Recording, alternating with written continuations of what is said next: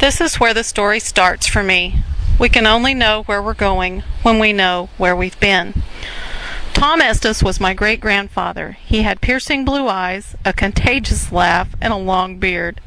He died during the Great Depression in 1934, still trying to make ends meet on Boone County, Arkansas's rocky soil near Lick Branch.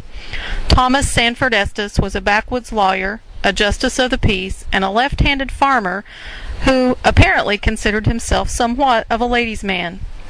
My grandmother, Carrie Oakley Morris Estes, was a little wisp of a woman with a feisty temperament that belied her size. When my father was born, on July 10, 1922, my Grandma Carrie thought she was naming her only son after her father-in-law. She inadvertently added a T in my dad's name, Thomas Stanford Estes, and refused to change it because that would have been bad luck.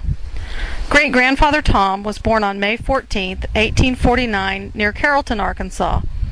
Shortly after the end of the Civil War, he married Naomi May Roberts. As a young married guy around 1870, he took on a job as Justice of the Peace in Boone County. This made him a backwoods country lawyer of sorts. He could read and he could write. He married a few people, helped settle cattle, land, and fence disputes amongst his neighbors, family members, and friends, and more notably, had a run-in of sorts with the infamous Cole Younger, a bank robber extraordinaire, gunslinger, and the brains of the infamous Younger James gang. He received orders to gather up a posse and head by horseback to an alleged safe house over between the Missouri-Arkansas line and Lead Hill. As the story goes, Cole Younger was holed up in a house there.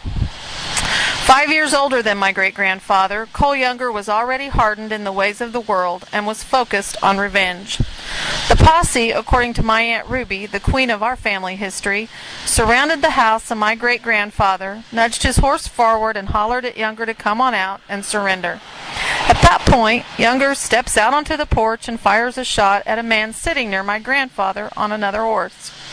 As the man's hat flies off his head and lands in the dust, my great-grandfather reconsidered his options. While the tension filled the air and the seconds passed slowly, Tom Estes looked at his men, gave a nod to Younger, who still had his gun drawn, and said, "Let's go home, boys. Cole Younger ain't done nothing to me today." Some items of note to help authenticate this story include these facts. Cole Younger traveled throughout West Virginia, Alabama, Arkansas, Iowa, Kansas, and eventually Minnesota in the late 1860s and early 1870s. He is known to have robbed a stagecoach near Hot Springs, Arkansas in 1874.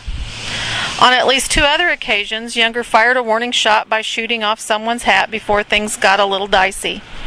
Younger had a history of revenge, was a Confederate sympathizer, and reportedly relieved the distressed and talked about protecting women and children. The alleged brains of the James Younger gang, he studied the ministry in prison after being captured in the wake of the 1876 Northfield, Minnesota bank raid. A confessed member of Quantrell's Raiders, Younger said he looked on life after the Civil War as a blank slate.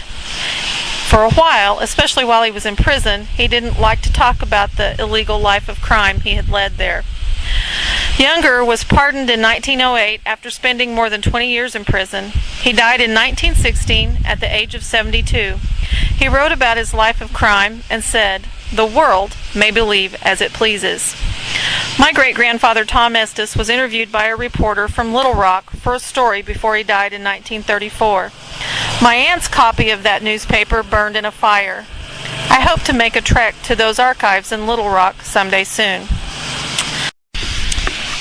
My great-grandfather Tom Estes was a feisty old man. This left-handed farmer turned lawyer stepped out on his wife Naomi and even recorded his own child support payments in his old law ledger that I own today.